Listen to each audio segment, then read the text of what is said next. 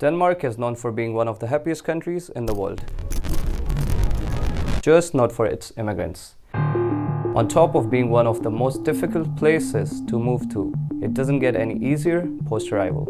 In fact, Denmark ranks 51 out of 53 on the Ease of Settling Index, making it one of the hardest countries to settle into. Why are migrants struggling to belong in Denmark?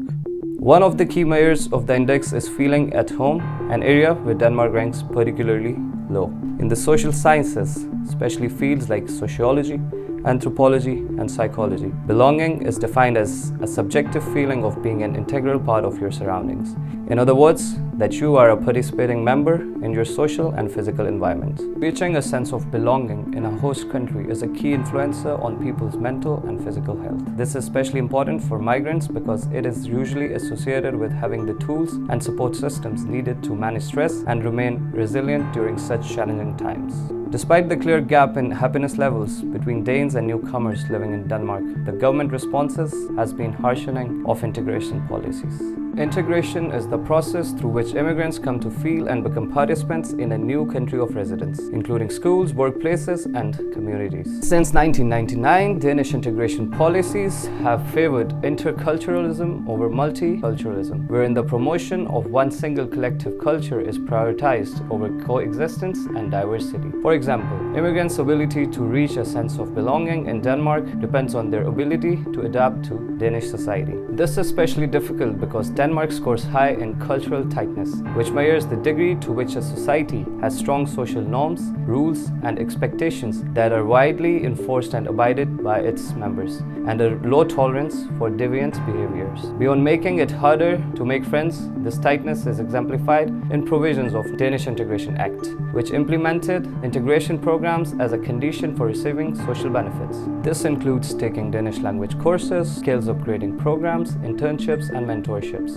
Immigrants must sign a declaration of residence and self-sufficiency, in which they express their commitment to adapt and accept responsibility for their integration, which may lead them to think that failures during their integration are their fault alone and will result in rejection and isolation. Additionally, building social networks with people who have shared experiences is key to overcoming feelings of loneliness and isolation.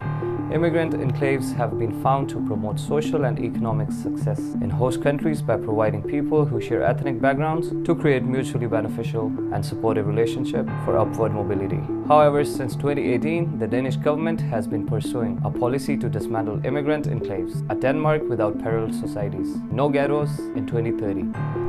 They want to do this by rebuilding vulnerable residential areas, controlling who can live in them, and strengthening police response and sanctions. This strict crackdown will also force residents out of these low-income neighborhoods, where at least half of the population is of non-Western origin, to leave their homes. In the recent decades, anti-immigration discourses have gained momentum. The Pew Research Center published a study that outlines how Europeans believe refugees are an increasing burden to society. Known as welfare chauvinism, a political notion that is on the rise in countries like Denmark, is rooted in the belief that the groups like refugees are destitute and therefore drain social benefits. Such increasingly hostile attitudes towards refugees by Western societies makes it even harder to settle. Indeed, their mere label draws hostility from right-leaning members of society. This suggests that newcomers' experiences of discrimination are dependent on their intersecting identities, including country of origin and migrant status. This has been mirrored in Danish refugee policies, where in 2019, a paradigm shift emphasized a stronger push for refugees to return to their